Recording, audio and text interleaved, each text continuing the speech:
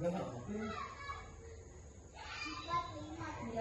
selamat pagi Bapak Ibu, rekan guru yang sudah hadir dalam kegiatan Ibu Wimiteria Lestari SPD. Dalam kegiatan ini dia presentasi dan semoga ini akan menjadi pelajaran yang bisa kita ambil masing-masing guru ke depannya, dan ini menjadi motivasi kita sebagai guru selanjutnya untuk bisa seperti Ibu Wiwit juga nanti kalau lolos CGP. Dan sekian dari saya, kita buka dengan doa.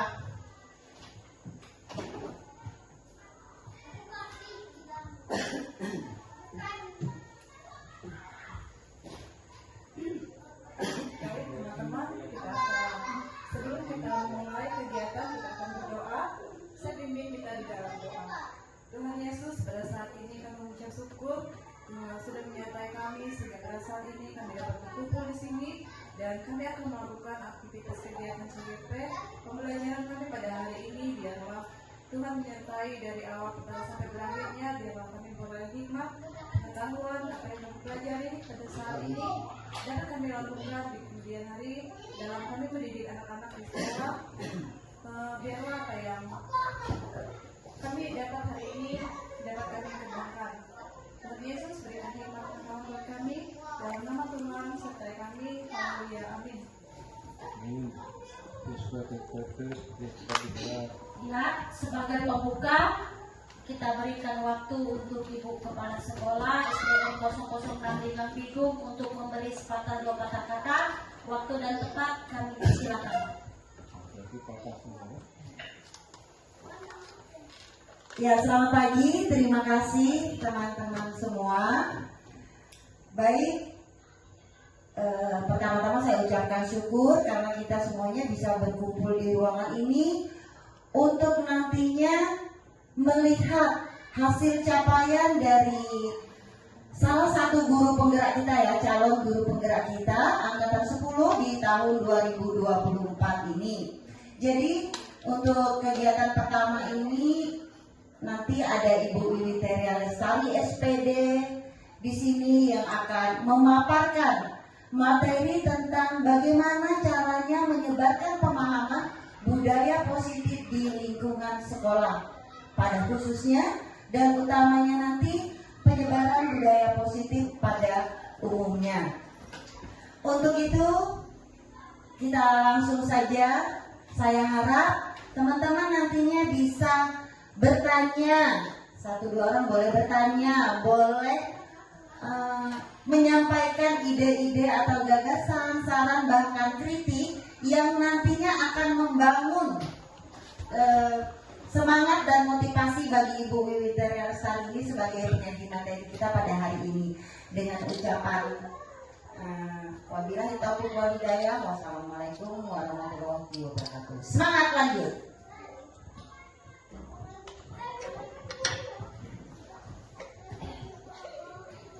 Terima kasih Ibu Kepala Sekolah, dan saya ucapkan juga terima kasih kepada rekan guru sekalian sudah meluangkan waktu untuk bersama-sama kita berkumpul sini, kita belajar bersama ya. Walaupun saya berdiri di depan ini, tapi saya juga sama-sama kita belajar ya. Nah, pada pagi hari ini saya dari calon guru penggerak, saya akan mencoba memaparkan tentang budaya positif yang ada di sekolah.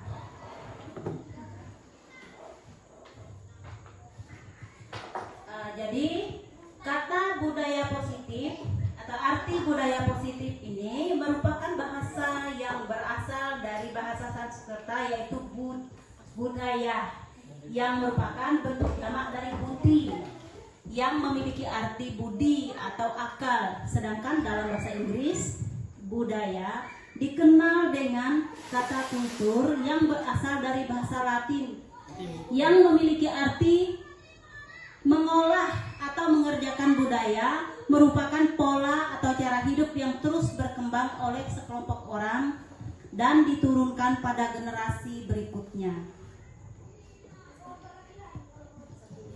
Budaya positif di sekolah ialah nilai-nilai ya atau keyakinan-keyakinan dan kebiasaan-kebiasaan di sekolah yang berpihak pada murid yang dapat berkembang menjadi pribadi yang kritis, penuh hormat dan bertanggung jawab. Jadi melalui budaya positif ini kita membentuk karakter murid yang bisa menjadi memiliki atau berkarakter ke arah profil pelajar Pancasila. Seperti kita ketahui sama-sama bahwa profil pelajar Pancasila itu memiliki 5 dasar. Jadi kita berharap dengan mengembangkan budaya positif yang ada di sekolah, kita mendapatkan murid-murid yang betul-betul memiliki pribadi yang kritis, penuh hormat dan juga bertanggung jawab.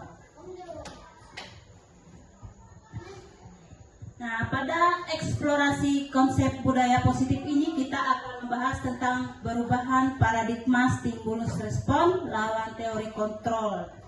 Dan setelah itu kita akan belajar tentang keyakinan kelas, tentang hukuman dan penghargaan. Yang berikutnya yaitu 5 posisi kontrol yang dimiliki oleh guru. Seperti kita ketahui sama-sama, 5 posisi kontrol itu meliputi kontrol guru sebagai di posisi penghukum, pemantau, pemberi rasa bersalah, atau manajer ya. Nah, arti disiplin dan 3 motivasi perilaku manusia. Selain itu kita juga akan memaparkan tentang 5 kebutuhan belajar manusia. Dan yang terakhir, segitiga restitusi.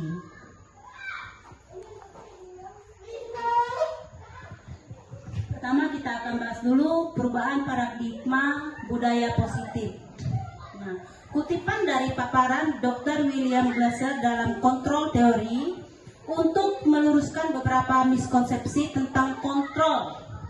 Jadi, ilusi guru mengontrol murid, ilusi bahwa semua penguatan positif efektif dan bermanfaat, ilusi bahwa kritik dan membuat orang merasa bersalah dapat memuatkan karakter, ilusi bahwa orang dewasa memilih hak untuk memaksa. Yang pertama kita akan memahami dulu ilusi guru mengontrol murid. Nah, pada dasarnya kita tidak dapat memaksa murid untuk berbuat sesuatu jika murid tersebut memilih untuk tidak melakukannya. Walaupun tampaknya kita sedang mengontrol perilaku murid tersebut. Nah, hal ini karena pada saat itu murid itu sedang mau untuk atau mengizinkan dirinya untuk dikontrol, sedang mau dikontrol ya. Nah, saat itu bentuk kontrol guru itu menjadi bentuk kebutuhan dasar yang dipilih murid tersebut. Teori kontrol menyatakan bahwa semua perilaku memiliki tujuan, bahkan terhadap perilaku yang tidak disukai. Kadang-kadang kita mengontrol murid supaya mereka melakukan sesuatu, contohnya misalnya di kelas. Kita mengharuskan mereka mengembalikan buku ke tempatnya ketika mereka membaca, atau mereka harus membuang sampah. Ya, kita harus mengharuskan mereka membuang sampah ketika mereka membuang sampah sembarangan gitu ya. Jadi mereka melakukannya karena memang bukan dari dalam diri mereka, tetapi karena dikontrol oleh gurunya. Ilusi berikutnya adalah ilusi bahwa semua penguatan positif, efektif, dan bermanfaat. Jadi, penguatan positif atau bujukan adalah bentuk-bentuk kontrol segala usaha untuk mempengaruhi murid agar mengulangi suatu perilaku tertentu. Sebab dalam jangka waktu tertentu kemungkinan murid tersebut akan menyadari dan mencoba untuk menolak bujukan kita, atau bisa jadi murid tersebut menjadi tergantung pada pendapat sang guru untuk berusaha. Jadi di dalam teori kontrol ini kita bisa murid-murid itu bisa melakukan sesuatu sesuai dengan apa yang kita ajarkan atau kita berikan contoh kepada mereka. Misalnya di sini kita kasih contoh ya, ketika kita terlalu baik kepada murid, misalnya kita menyuruh mereka melakukan sesuatu, tetapi mereka tidak bisa melakukannya dengan baik ya. Misalnya supaya jangan terlambat ke sekolah gitu. Tetapi anak-anak itu masih terlambat. Jadi kita ketika kita menegur, kita tidak memberikan hukuman, kita tidak memberikan teguran yang menuntut murid itu untuk melakukan apa yang kita mau gitu ya.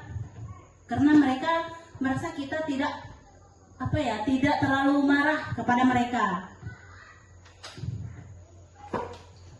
Murid tersebut menjadi tergantung kepada kita. Itu bisa terjadi ketika guru berada di posisi teman. Jadi mereka menganggap kita seperti teman, biasa-biasa saja gitu ya.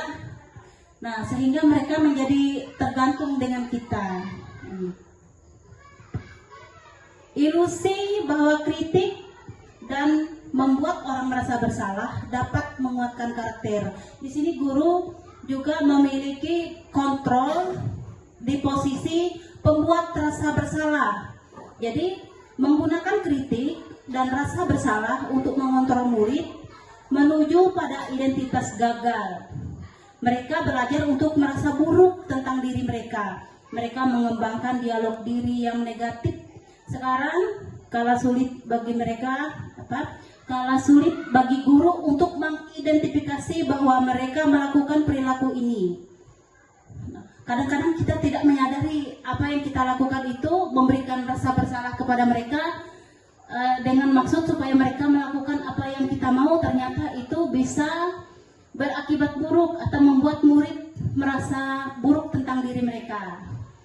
Jadi mereka mengembangkan dialog diri yang negatif. Kadang-kadang sulit bagi guru untuk mengidentifikasi itu ya, bahwa kita ini melakukan sesuatu yang belum tepat.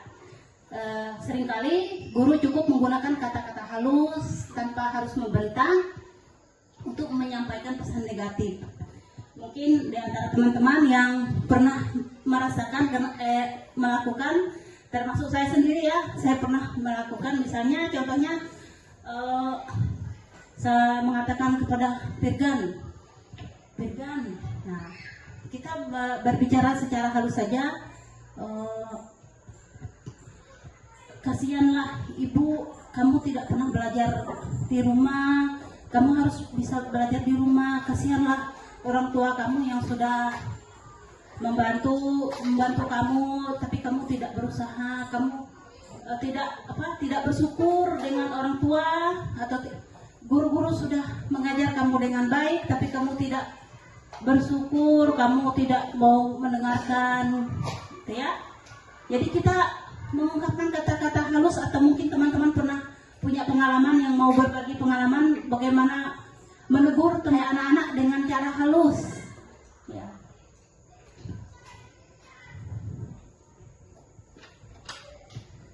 Mungkin Rus mau menyampaikan, Ibu Opi berbagi pengalaman menegur anak-anak muridnya. Kita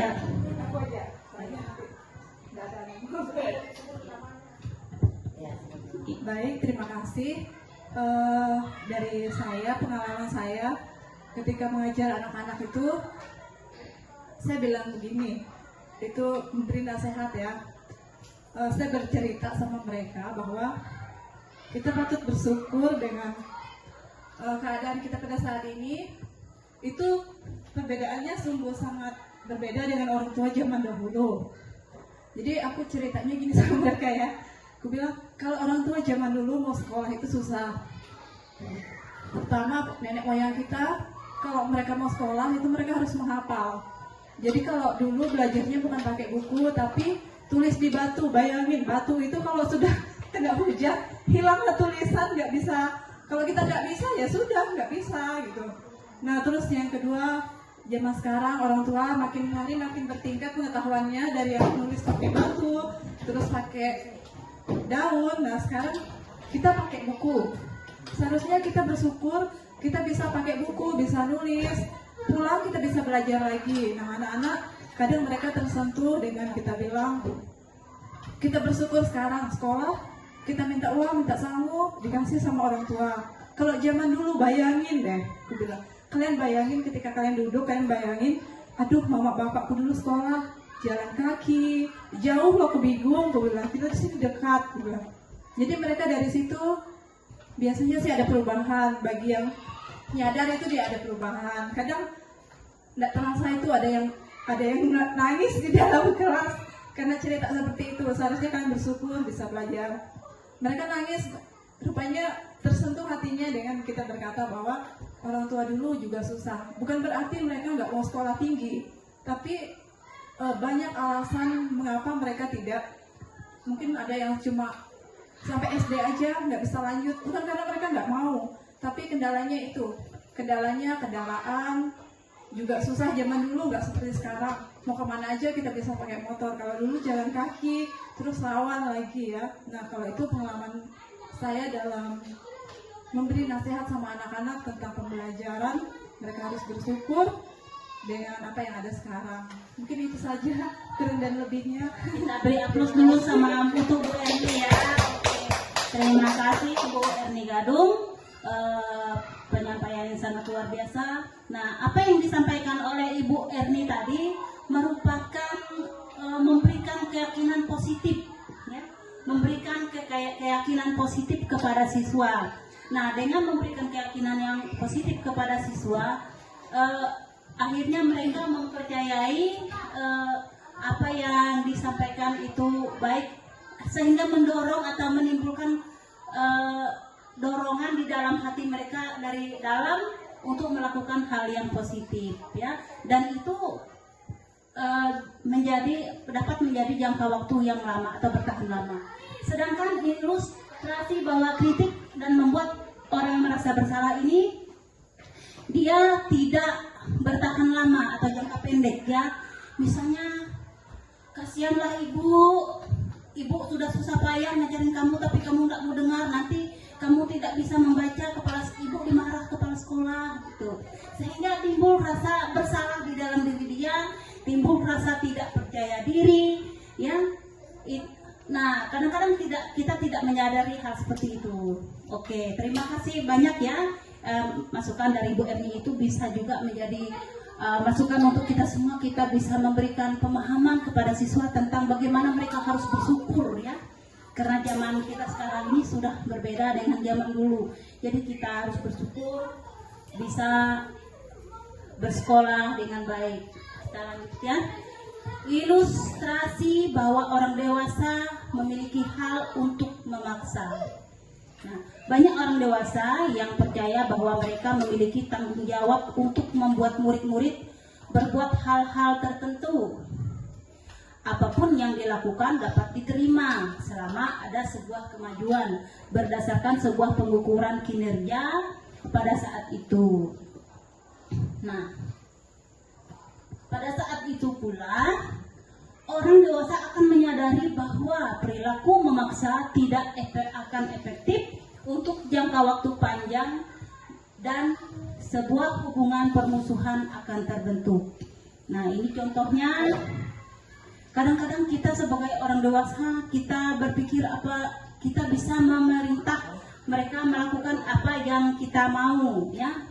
Misalnya kita memerintah anak murid kita buang sampah yang berserakan itu atau antar sampah ke belakang, seperti itu kita perintah saja. Mereka melakukannya, tetapi mereka masih tetap membuang sampah sembarangan. Mereka hanya melakukan karena diperintah, bukan dari dalam diri hati atau dari dalam hati mereka. Sehingga kadang-kadang mungkin ketika kita memerintah mereka melakukan sesuatu, ada siswa yang merasa tidak nyaman, ya, atau mereka merasa dendam atau jengkel dengan gurunya. Guru ini kok selalu memerintah, gitu kan?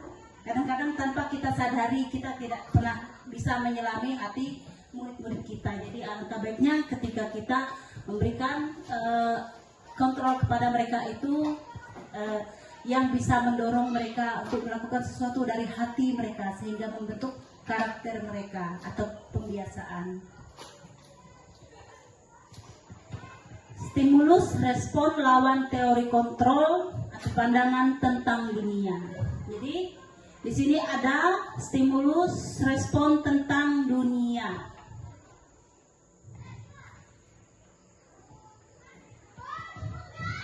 Yang pertama, realitas atau kebutuhan kita itu sama. Yang kedua, semua orang memiliki hal yang sama. Yang ketiga, kita mencoba mengubah orang lain agar pandangannya sama dengan kita.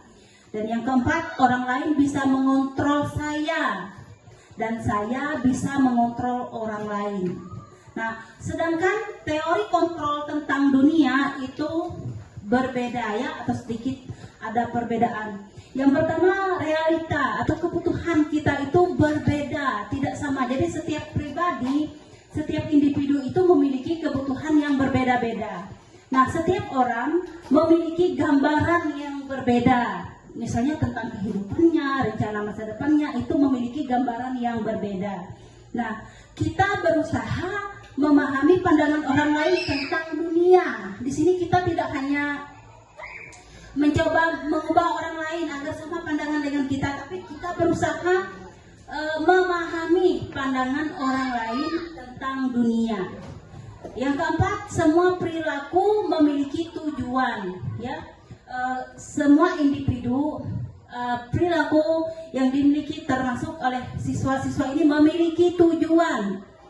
Dan yang terakhir, kita tidak bisa mengontrol orang lain kecuali orang lain pada saat itu sedang mau dikontrol, ya. Kadang-kadang kita pengalaman dengan anak-anak, ya. Contohnya saya sendiri di kelas saya ada siswa istimewa, ya, seperti Oi. Nah, dia ini bisa dikontrol pada saat dia mau dikontrol, tetapi ketika dia sedang tidak ingin dikontrol, kita tidak bisa mengontrolnya. Berikutnya adalah arti disiplin dan 3 motivasi perilaku manusia. Yang pertama, disiplin berasal dari bahasa Latin disciplina yang artinya belajar. Jadi makna asal kata ini berkonotasi dengan disiplin dan disiplin diri murid-murid Socrates dan Plato. Nah, disiplin diri membuat orang menggali potensi diri menuju sebuah tujuan, apa yang dia hargai atau apa yang dia yakini, ya. Dalam budaya kita, makna kata disiplin telah berubah menjadi suatu kepatuhan. Kecenderungan umum adalah menghubungkan kata disiplin dengan ketidaknyamanan, bukan apa yang kita hargai, capaian suatu tujuan. Jadi, ketika mendengar kata disiplin, apa yang terbayang dalam pikiran ibu-ibu, bapak ibu guru, ya? Apa yang terbayang di benak kita, apa yang terlintas dalam pikiran kita? Kebanyakan orang akan menghubungkan kata disiplin ini dengan kata tertib. Nah, teratur dan kepatuhan pada peraturan kata disiplin. Disiplin juga sering dihubungkan dengan hukuman, padahal itu sungguh berbeda, ya. Mungkin kadang-kadang kita berpikir kalau disiplin positif, disiplin di sekolah itu adalah suatu peraturan, ya. Padahal itu sebenarnya berbeda. Karena belajar disiplin positif tidak harus memberi hukuman, justru itu adalah salah satu alternatif terakhir. Kalau perlu tidak usah kita lakukan, ya. Dalam budaya kita, makna kata disiplin ini dimaknai menjadi suatu yang dilakukan seseorang pada orang lain yang mendapatkan kepatuhan. Jadi kita cenderung menghubungkan kata disiplin ini dengan ketidaknyamanan. 3 perilaku manusia. 3 perilaku manusia ini, yang pertama untuk menghindari ketidaknyamanan atau hukuman. Jadi ketika kita melakukan sesuatu atau orang melakukan sesuatu itu untuk menghindari ketidaknyamanan atau hukuman. Misalnya mereka mengerjakan PR tepat waktu karena mereka tidak mau dihukum karena tidak mengerjakan PR tadi, gitu, ya. Yang kedua, untuk mendapatkan imbalan atau penghargaan. Ini yang paling sering saya alami di kelas saya, ya. Jadi saya awalnya mungkin karena saya senang, saya memberikan hadiah ke mereka. Siapa yang dapat nilai paling bagus, dia akan mendapatkan hadiah. Nah, seiring berjalannya waktu, akhirnya mereka menjadi terbiasa. Mereka melakukan sesuatu sesuai dengan apa yang kita harapkan itu karena imbalan. Yang ketiga, untuk menjadi orang yang mereka inginkan dan menghargai diri sendiri dengan nilai-nilai yang mereka percaya. Nah, yang ketiga ini adalah harapan kita, perilaku anak didik kita yang kita harapkan, ya, agar mereka melakukan sesuatu atau disiplin positif tadi karena mereka menginginkan dan menghargai diri sendiri dengan nilai-nilai yang mereka percaya bahwa ketika mereka melakukan hal baik itu bermanfaat dan baik untuk mereka. Untuk menghindari ketidaknyamanan atau hukuman.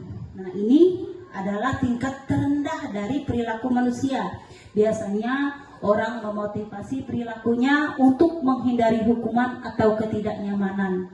Dia akan bertanya apa yang terjadi apabila saya tidak melakukannya. Apakah saya akan dihukum? Nah, sebenarnya mereka sedang menghindari permasalahan yang mungkin muncul dan berpengaruh pada mereka secara fisik, secara psikologis maupun tidak terpenuhnya kebutuhan mereka apabila mereka tidak melakukan hal tersebut. Misalnya mereka turun sekolah tepat waktu, tidak pernah terlambat karena mereka tidak mau dihukum. Atau yang paling sering itu ketika kita upacara bendera, anak-anak yang terlambat kan akan dibuat di barisan yang berbeda. Nah, karena tidak mau itu terjadi, mereka melakukan sesuatu yang supaya menghindari ketidaknyamanan, mereka datang tepat waktu. Seperti itu. Jadi mereka datang tepat waktu itu bukan karena mereka betul-betul disiplin diri dari dalam diri mereka, tetapi hanya karena mereka menghindari ketidaknyamanan tadi. Berikutnya, untuk mendapatkan imbalan atau penghargaan dari orang lain. Nah, ini satu tingkat di atas motivasi yang pertama. Di sini orang berperilaku untuk mendapatkan imbalan atau penghargaan dari orang lain. Nah, orang dengan motivasi ini akan bertanya apa yang akan saya dapatkan apabila saya melakukannya.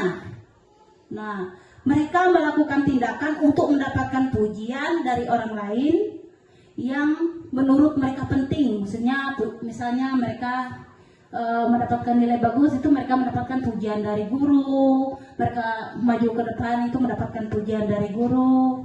Nah, jadi mereka meletakkan di dalam dunia berkualitas mereka, pencapaian mereka tadi. Mereka melakukan sesuatu untuk mendapatkan hadiah atau pengakuan atau juga imbalan. Dan yang berikutnya, untuk menjadi orang yang mereka inginkan dan menghargai diri sendiri dengan nilai-nilai yang mereka percaya. Nah, jadi di sini mereka melakukan sesuatu karena nilai-nilai yang mereka yakini dan hargai. Dan mereka melakukan karena mereka ingin menjadi orang yang melakukan nilai-nilai yang mereka yakini tersebut. Ini adalah motivasi yang akan membuat seorang menjadi disiplin positif karena perilakunya bersifat internal bukan eksternal. Artinya motivasi ini yang datang dari dalam diri mereka, dalam hati mereka, betul-betul dari dalam, ya, bukan dari luar atau eksternal, sehingga ini menjadi perilaku jangka panjang.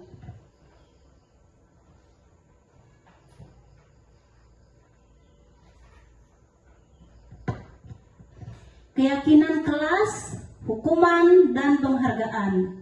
Di sini kita akan memaparkan keyakinan kelas, hukuman, dan penghargaan. Nah, untuk terbentuknya budaya positif, pertama-tama perlu diciptakan dan disepakati keyakinan-keyakinan atau prinsip-prinsip dasar bersama antara para warga kelas. Keyakinan yaitu nilai-nilai kebajikan atau prinsip-prinsip universal yang disepakati bersama secara universal, lepas dari latar belakang suku, negara, bahasa maupun agama.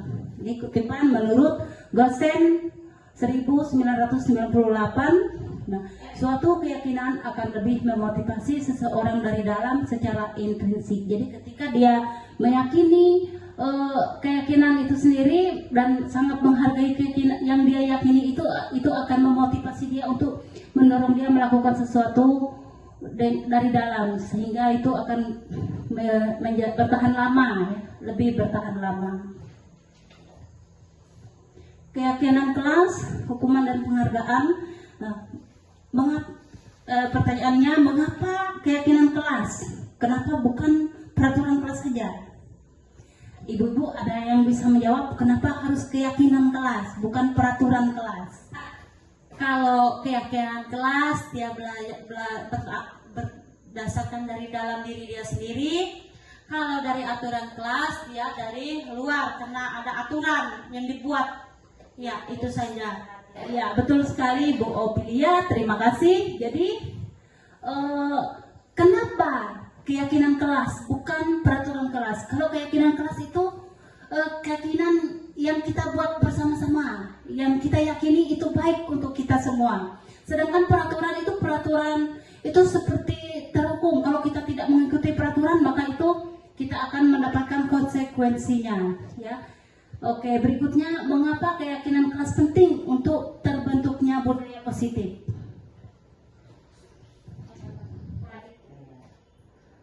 Kalau menurut saya, mengapa keyakinan kelas penting untuk terbentuknya budaya positif? Karena dibuat bersama-sama untuk membuat karakter yang menjadi positif. Ya, terima kasih Bu Rus, kita beri aplaus untuk Bu Rus. Oke, ya betul sekali ya. Kenapa keyakinan kelas itu penting? Keyakinan kelas itu sangat penting ya. Jadi kita bisa mengajak murid untuk bersama-sama melakukan hal positif yang sangat bermanfaat untuk kita semua supaya di kelas, kalau di lingkungan kelas, supaya kelas kita menjadi lebih kondusif, anak-anak lebih menghargai. Ketika mereka melakukan kesalahan, kita bisa mengaitkan dengan keyakinan-keyakinan kelas tadi, supaya mereka tidak melakukan kesalahan apa yang sudah kita yakini bersama. Suatu keyakinan belum selesai ya? Nah, oke. Bagaimana mewujudkan keyakinan kelas yang efektif? Bagaimana cara kita mewujudkan keyakinan kelas yang efektif? Nah, suatu keyakinan akan lebih memotivasi seseorang dari dalam atau memotivasi secara intrinsik. Nah, seseorang akan lebih tergerak dan bersemangat untuk menjalankan keyakinannya daripada hanya sekedar mengikuti serangkaian peraturan, ya. Jadi dia lebih semangat karena ini dia keyakinan yang kita buat bersama-sama dengan siswa, ya. Bukan hanya sekedar mengikuti, mentaati peraturan saja.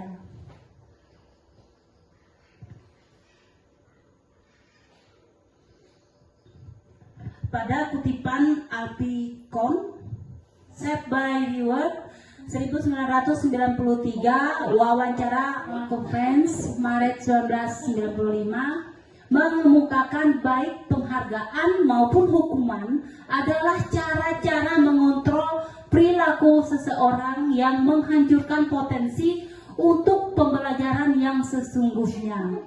Jadi menurut Kohn, secara ideal tindakan belajar itu sendiri adalah penghargaan yang sesungguhnya. Pengaruh jangka pendek dan jangka panjang. Penghargaan berlaku untuk mendapatkan seorang yang melakukan sesuatu dalam waktu pendek. Jika kita menggunakan penghargaan lagi dan lagi, kita melakukan terus, maka seorang tersebut akan tergantung dengan penghargaan yang diberikan serta akan kehilangan motivasi dalam diri. Pengaruh jangka pendek dan jangka panjang. Jadi, penghargaan berlaku untuk jangka waktu pendek. Jika kita menggunakan penghargaan, maka orang tersebut tergantung pada penghargaan yang diberikan diberikan serta kehilangan motivasi dalam diri. Ulangnya.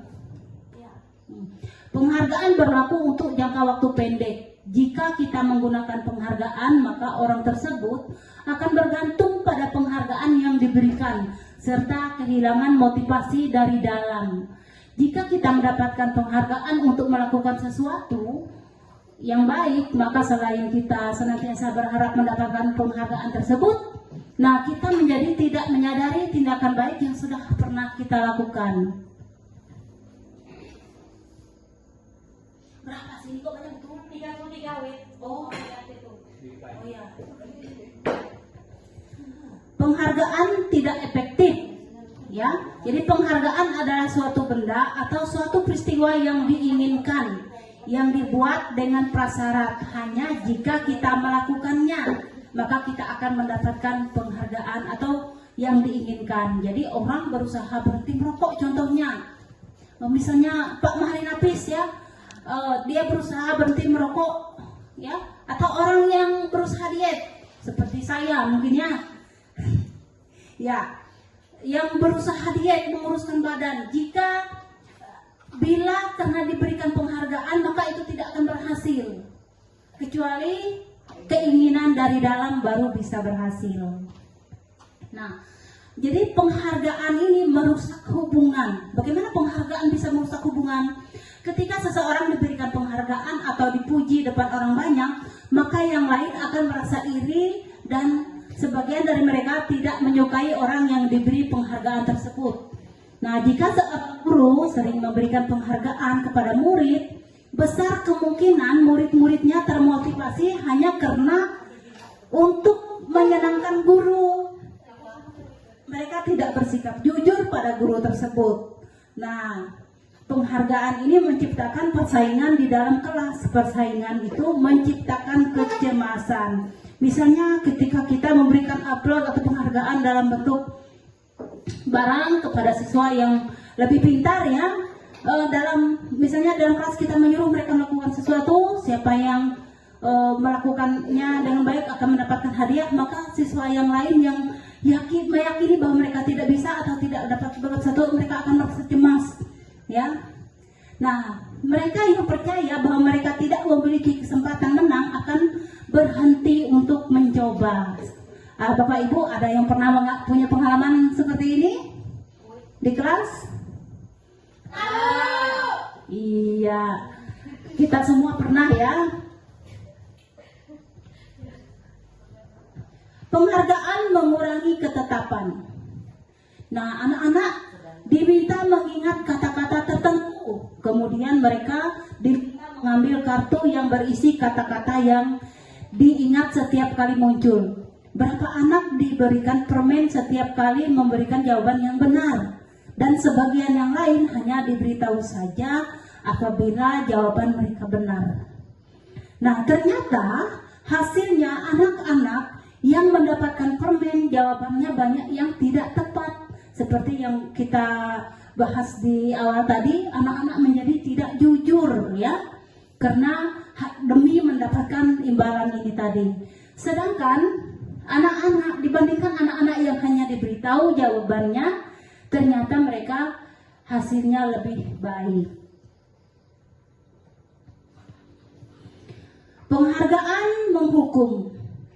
Penghargaan menghukum mereka yang tidak dapat mendapatkan penghargaan. Misalnya dalam sistem ranking ya, atau rankingan, mereka yang mendapat ranking kedua akan merasa dihukum, atau yang tidak mendapatkan ranking akan merasa seperti dihukum. Penghargaan dan hukuman adalah hal yang sama karena keduanya mencoba mengendalikan perilaku seseorang ya. Karena orang yang pada dasarnya tidak suka dikendalikan dalam jangka waktu yang lama. Jadi penghargaan akan terlihat sebagai hukuman. Jika sesuatu penghargaan diharapkan, namun Anda tidak dapat mendapatkannya, Anda akan merasa seperti dihukum. Ketika kita melakukan kompetisi dan sebagainya, itu ketika kita tidak menang, kita akan ada merasa sedikit di hati ya. Begitu juga dengan murid kita. Oke, pembentukan keyakinan kelas. Nah, Bapak Ibu, Apa sudah pernah melakukan keyakinan kelas? Sudah Bu, tapi sudah sangat lama sekali belum diperbaharui lagi dan belum dibentuk lagi. Terima kasih Bu. Ya, jadi pembentukan keyakinan kelas ini memang harus selalu diperbaharui ya. Jadi keyakinan kelas ini bersifat abstrak daripada peraturan yang lebih rinci dan konkret. Nah, keyakinan kelas juga berupa pernyataan universal. Jadi pernyataan keyakinan kelas senantiasa dibuat dalam bentuk yang positif. Nah, keyakinan kelas hendaknya tidak selalu banyak sehingga mudah diingat dan mudah dipahami oleh semua warga kelas. Jadi ketika kita membuat keyakinan kelas itu tidak usah terlalu banyak, ya misalnya berlembar-lembar kita tempel di dinding, ya. Yang penting betul-betul mencakup kebutuhan yang bisa membentuk siswa bisa melaksanakannya dengan baik. Nah, keyakinan sebaiknya sesuatu yang dapat diterapkan di lingkungan tersebut. Contohnya, mengembalikan buku ke tempatnya, melaksanakan tugas nyapu sesuai piket, berdoa bergiliran dan sebagainya. Semua warga kelas hendaknya ikut berkontribusi dalam pembuatan keyakinan kelas lewat curah pendapat. Jadi kita dalam membuat pembentukan keyakinan kelas ini, kita mengajak melibatkan semua siswa, menyampaikan apa yang mereka yakini menurut mereka baik. Jadi, contohnya misalnya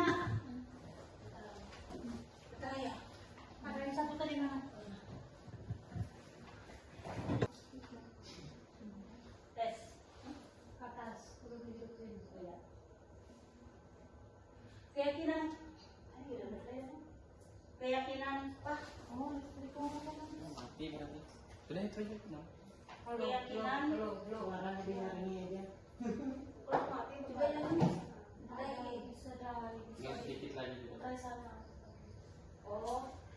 oh ini tuh ya tes kepala ya tanggung 40 menit. Oke. Semua warga kelas hendaknya ikut berkontribusi dalam pembuatan keyakinan kelas lewat curah pendapat. Jadi kita mengajak siswa bersama-sama menyampaikan apa yang mereka yakini dan apa yang mereka tidak sukai. Misalnya, contohnya kita mengajak mereka membuat keyakinan kelas. Kita tanya dulu dilarang apa. Setelah itu kita ubah menjadi kalimat yang positif ya. Misalnya tidak boleh terlambat datang ke sekolah. Kita ubah menjadi kalimat positif, datang ke sekolah tepat waktu, ya. Nah, itu contohnya. Jadi kita juga bersedia menjawab balik keyakinan kelas dari waktu ke waktu seperti yang Ibu Opi sampaikan tadi, bahwa dulu sudah lama sekali pernah membuat keyakinan kelas. Nah, jadi perlu ditinggal kembali dengan siswa yang sekarang. Karena ketika kita mengajak siswa yang sekarang membuat keyakinan kelas lagi, maka keyakinan kelas yang kita bentuk ini betul-betul dari dalam kita sharing bersama dengan murid kita yang sekarang, ya. Oke. Pembentukan keyakinan kelas. Salah satu kegiatan lain yang dapat dilakukan untuk memperdalam keyakinan kelas adalah mempelajari tanggung jawab setiap warga kelas. Nah, keyakinan, tanggung jawab, serta hak seorang adalah sesuatu yang diungkapkan oleh Ki Hajar Dewantara tentang menumbuhkan murid yang merdeka. Jadi, dalam hati mereka merdeka untuk menyampaikan pendapat mereka. Jadi, yang disampaikan oleh Ki Hajar Dewantara adalah beratlah kemerdekaan itu tidak hanya tidak terperintah saja, akan tetapi harus juga dapat menegakkan diri dan mengatur kehidupannya dengan tertib. Jadi tidak hanya tidak diperintah saja. Kalau dulu kan kita tidak merdeka, jadi kita hidup dalam diperintah. Jadi kemerdekaan di sini menurut Hajar Dewantara itu kita tidak hanya merdeka itu tidak hanya tidak diperintah, tetapi juga kita dapat meletakkan diri dan mengatur kehidupan yang tertib. Dalam hal ini termasuk juga mengatur tertibnya hubungan kemerdekaan dengan orang lain, bukan dengan diri kita sendiri ya, dengan orang lain. Itu kutipan dari buku Ki Hajar Dewantara, buku kuning halaman 4.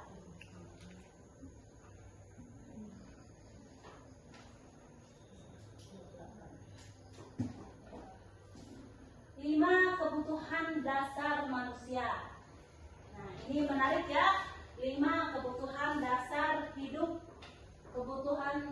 Satu, kebutuhan bertahan hidup. Kebutuhan bertahan hidup ini meliputi apa saja Bapak Ibu? Sandang, papan, pangan, pintar ya. Jadi meliputi tempat tinggal atau rumah ya. Itu kebutuhan untuk kita bertahan hidup, atau makanan. Ya, makanan dan rumah. Yang kedua, cinta dan kasih sayang. Jadi kebutuhan manusia itu juga cinta dan kasih sayang. Bagaimana kita memberikan perhatian atau mendapatkan perhatian dari orang-orang di lingkungan kita, atau contohnya di dalam kelas murid-murid kita mendapatkan perhatian dari kita ya. Yang ketiga, penguasaan.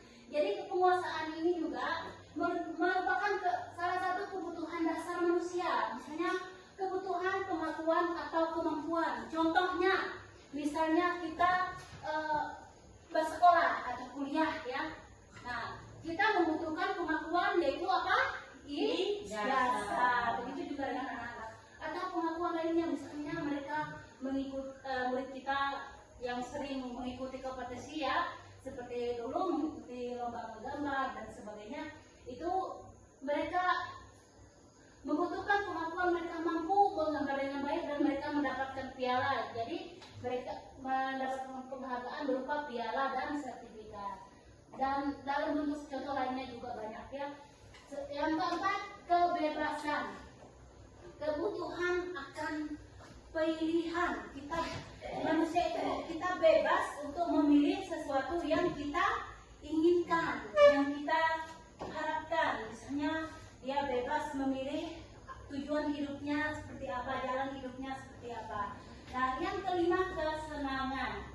Nah, kesenangan ini salah satu kebutuhan dasar manusia juga. Kita memiliki kebutuhan untuk merasa senang. Jadi setiap pribadi itu pasti memiliki keinginan atau kebutuhan untuk menyenangkan diri ya. Contohnya misalnya mau menyenangkan diri, misalnya pergi bertapasa atau berlibur, itu untuk merefresh diri ya. Nah, itu contoh kelima kebutuhan dasar manusia. 5, posisi kontrol. Nah, ini adalah sangat bermanfaat. Materi ini yang paling saya suka adalah materi yang paling bermanfaat untuk kita guru ya. Pokoknya untuk warga sekolah lah. Nah, posisi kita, bagaimana posisi kita menjadi seorang guru yang baik. Di manakah posisi kita saat ini? Yang pertama, posisi sebagai penghukum. Apakah posisi kita saat ini sebagai penghukum? Posisi kedua adalah posisi sebagai pembuat orang merasa bersalah. Yang ketiga, posisi sebagai teman. Yang keempat, posisi sebagai monitor atau pemantau. Dan yang kelima adalah posisi sebagai manajer.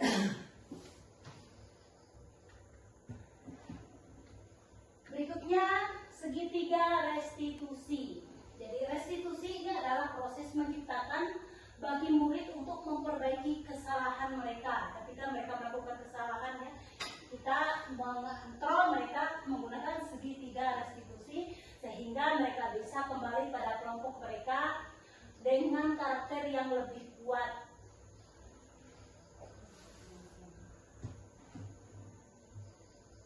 Restitusi. Nah, restitusi juga merupakan proses kolaboratif yang mengajarkan murid mencari solusi untuk masalah dan membantu murid berpikir tentang orang seperti apa yang mereka inginkan dan bagaimana mereka harus memperlakukan orang lain. Person, Gosen, 1996. Restitusi juga membantu murid menjadi lebih memiliki tujuan, disiplin positif, dan memulihkan dirinya setelah berbuat salah. Nah, penekanannya bukanlah pada bagaimana berlaku untuk menyenangkan orang lain atau menghindari ketidaknyamanan, namun tujuannya adalah menjadi orang yang menghargai nilai-nilai yang mereka percayai atau yang mereka yakini. Ciri-ciri segitiga restitusi. Apa ciri-ciri restitusi? Satu, restitusi bukan untuk menebus kesalahan. Ketika kita memberikan pengajaran kepada siswa, ketika mereka berbuat salah menggunakan restitusi ini, kita tidak melakukannya untuk menebus kesalahan mereka. Yang kedua, restitusi memperbaiki hubungan. Jadi restitusi ini bisa memperbaiki hubungan siswa dengan guru maupun hubungan siswa dengan sesama siswa. Restitusi adalah tawaran bukan paksaan. Jadi kita menawarkan solusi kepada siswa, mau tidak mereka melakukannya. Ya, jadi tidak ada paksaan. Restitusi menuntut untuk melihat ke dalam diri agar siswa itu bisa melihat ke dalam diri mereka, seperti apa saya. Apakah saya orang yang mau memperbaiki kesalahan saya atau tidak. Restitusi menjadi kebutuhan dasar yang mendasari tindakan. Keenam, restitusi diri adalah cara yang paling baik. Restitusi fokus pada karakter bukan tindakan, ya. Bukan tindakan kita, contohnya bukan tindakan kita menghukum mereka, memberikan mereka rasa bersalah, tetapi kita membentuk karakter mereka menjadi lebih baik. Restitusi menguatkan, kita memberikan penguatan kepada siswa, bukan malah menjatuhkan mereka. Yang ke-9, restitusi fokus pada solusi. Jadi restitusi ini berfokus pada solusi supaya siswa bisa membenah diri mereka, memperbaiki kesalahan mereka. 10, restitusi mengembalikan murid yang berbuat salah kepada kelompoknya. Jadi ketika menggunakan segitiga restitusi, misalnya ada anak-anak yang berkelahi atau bertengkar, mereka setelah menggunakan segitiga restitusi tadi, mereka bisa kembali bermain lagi dengan kelompok mereka tanpa ada rasa dendam atau sakit hati di dalam hati mereka. Ya, sekian pemaparan dari saya. Mungkin ada pertanyaan dari teman-teman, atau tanggapan, atau kritik, atau saran dari teman-teman, dipersilakan. Baik, Boleh keluar semuanya. baik teman, terima kasih Ibu Wit. Jadi di sini setelah kita mempelajari materi ini, kita bisa menerapkan nantinya budaya-budaya positif ini. Utamakan dulu kelas kita. Dari kelas kita awali dari kelas kita, dari diri kita. Kemudian dimulai dari awal masuk nanti. Untuk berikutnya kita secara menyeluruh. Jadi budaya positif yang kita terapkan nanti di dalam kelas, di lingkungan sekolah kita itu nanti ketika kita membawa warga sekolah berkumpul bersama-sama membuat keyakinan kelas tadi, ya namanya anak-anak kan mungkin pakai kata tidak boleh ini, tidak boleh itu. Sambut aja, kita sebagai guru kita sambut aja kalimat itu. Nanti kita melakukan perbaikan dan pembenahan pada kalimat dengan menjadikannya sebagai kalimat positif. Artinya kata tidak boleh dan kata jangan tidak usah kita gunakan, tapi kita rubahlah menjadi kalimat yang berbentuk positif. Kemudian segitiga restitusi tadi bisa juga kita mulai. Misalnya kita sudah melihat nih keseluruhan poin tadi, kita melihat oh hal apa sih yang lebih mudah duluan saya lakukan.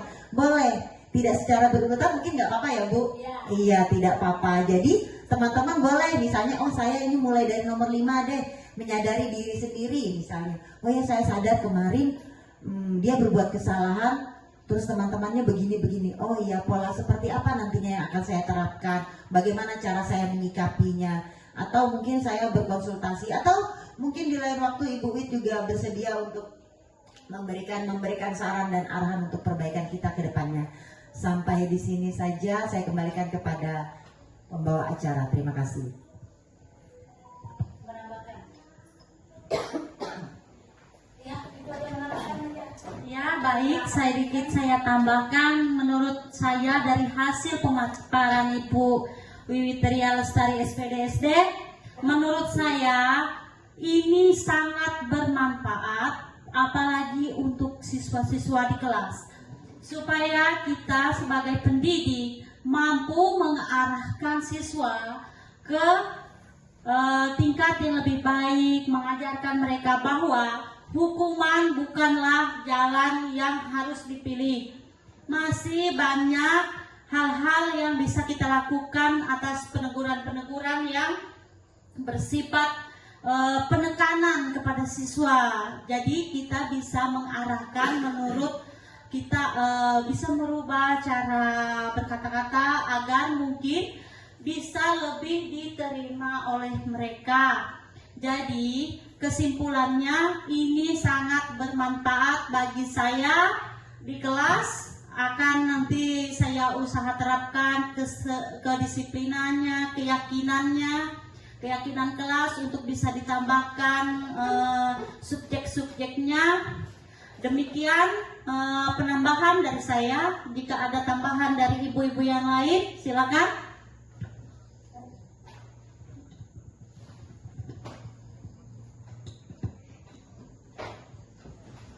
Baik, terima kasih. Menurut saya pemutaran Bu Wiwit pada hari ini sangat bagus, sangat bermanfaat. Bisa nanti dipraktekkan di kelas saya nanti untuk yang tahun ajaran baru ini. Demikian dari saya. Terima kasih. Oke, jelas ya. Ya. Sudah pas.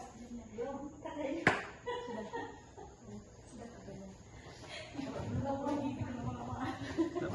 Woi mau tambahkannya? Sudah katanya pas. Saudara? Tambah lagi dong. Namanya yang dipotong kan? Suara Pak Ahmad lagi, suara Pak Ahmad lagi. Oh iya, suara Pak Ahmad. Ahmad. Ya. Baiklah, terima kasih Bapak Ibu. Ini luar biasa sekali partisipasi dan dukungan dari kepala sekolah, dari teman-teman. Semoga bisa bermanfaat. Lebih dan kurangnya saya minta maaf. Semoga kita semua ke depannya bisa menjadi guru yang berada di posisi kontrol sebagai manajer tentunya. Jadi itu harapan saya. Semoga apa yang saya sampaikan hari ini diambil baiknya, diambil positifnya, dan bermanfaat untuk kita semua. Terima kasih. Yang artinya banyak lebihnya. Sudah? Masih nyala. Sini dulu. Sini dulu. Ya. Masih semangat semuanya? Masih. Semangat pagi. Pagi luar biasa. Masih semangat semuanya? Semangat pagi. Luar biasa. Terima kasih. Pada pembelajaran hari ini kami banyak pengetahuan terutama tentang posisi kontrol. Yang pertama tentang sebagai penghukum. Di sini kami juga belajar dari pengetahuan yang didapat dari Ibu Wiwit. Pada saat ini kita biasanya tahu hukum itu kita harus ngomongnya kasar ya. Misalnya anak nggak mau baca nih, contohnya praktek ya. Iya, boleh. Misalnya anak nggak mau baca. Ini anak ini udah baca, yang dibaca tuh mudah aja gitu. Misalkan, ntar aku cari dulu judulnya. Tulisannya yang mudah. Misalnya kita suruh anak baca uraian kegiatan pembelajaran. Anak ini susah sekali baca. Kata uraian aja nggak tahu ini huruf apa bu, ini huruf apa bu. Jadi sebenarnya dengan ini kita bisa cara kita melatih dia untuk membaca tidak harus dengan kekerasan. Kita bisa dengan cara yang lebih simpel lagi, tapi banyak cara ya. Ada dengan cara kita membuat tulisan di kertas-kertas kecil, kita suruh dia. Nah, aku yang begini dulu ya. Jadi contoh kan. mereka tadi belajar bisa dengan cara kita nggak usah kasih hukuman ya. Jadi mereka dengan cara pilih yang mana kamu suka. Bisa dengan cara menggambar, bisa dengan menggambar itu dengan pakai titik-titik gitu ya. Nah, mereka bisa belajar dengan itu. Dan nasihat terakhirnya kita bisa bilang, wow, keren, hasilmu sangat luar biasa. Walaupun dia bacanya pelan-pelan, mungkin kata uraian itu dia baca dengan kata lambat ya, tapi kita bisa kasih aplaus, tepuk tangan gitu. Wow, kamu luar biasa gitu ya. Pasti dia pulang, dia cerita sama orang tuanya. Tentu orang tuanya bilang, wow, anak saya ini tadi nggak bisa, ternyata ada perubahannya jadi sangat luar biasa. Jadi dari situ kita bisa membantu anak dengan semangat dia, dari yang nggak tahu menjadi tahu, orang tuanya jadi bangga, dan anak juga menjadi bangga. Dengan cukup kita memberi aplaus mungkin, wow, kamu sangat luar biasa, atau tepuk tangan gini ya. Anak-anak itu butuh perhatian, jadi nggak usah kita dengan bentak, "Ki, baca," nggak usah mesti gitu ya. Iya. Baca itu nggak mesti ya. Nah, yang berikutnya, kasih panjang pendek. Yang berikutnya tadi, pembuatan orang merasa bersalah. Itu banyak juga triknya, macam-macam ya, cara kita buat mereka jadi bersalah. Ya Ibu. Apa ya? Mereka sudah capek-capek datang ke sekolah, orang tua sudah antar, sudah kasih uang. Ya seperti tadi kita bilang, kamu nggak kasihan kah sama orang tua, kasihan sama guru. Mereka sudah berusaha, bagaimana cara anaknya ini untuk bisa menjadi anak yang pandai dengan disekolahkan. Dari pembelajaran ini juga anak juga merasa bahwa dari hasil jerih payah dia merasa bangga akan hasil yang dia peroleh, dan ketika dia pulang dia juga merasa bangga di rumah ketika tahu orang tuanya senang. Nah, di sekolah juga bukan dia sendiri yang bangga, tapi teman di samping juga bangga. Kadang teman yang bangga dengan teman hasil kerjanya itu, pasti mereka kasih support temannya, mungkin tepuk tangan, bilang, "Wah, kamu sangat luar biasa." Jadi anak itu banyak ya, dia merasa sangat-sangat bangga. Dan gurunya juga pasti lebih bangga lagi, wali kelas, terutama untuk wali kelasnya, karena dia yang ketemu setiap hari daripada guru paknya. Nah, mungkin itu saja kali ya. Sekian dan terima kasih. Terima kasih. Wah, Terima kasih Bu Erni ya. Aku mau begini nanti. Disampaikan Bu Erni ya, kita mengubah siswa yang melakukan dengan senang hati tadi dari rasa hanya kena rasa bersalah terhadap orang tua atau guru, tetapi betul-betul dari dalam hati karena dia ingin membanggakan orang tua dan juga bangga pada dirinya sendiri. Oke, terima kasih, kita beri aplaus kepada Ibu Erni. Iya.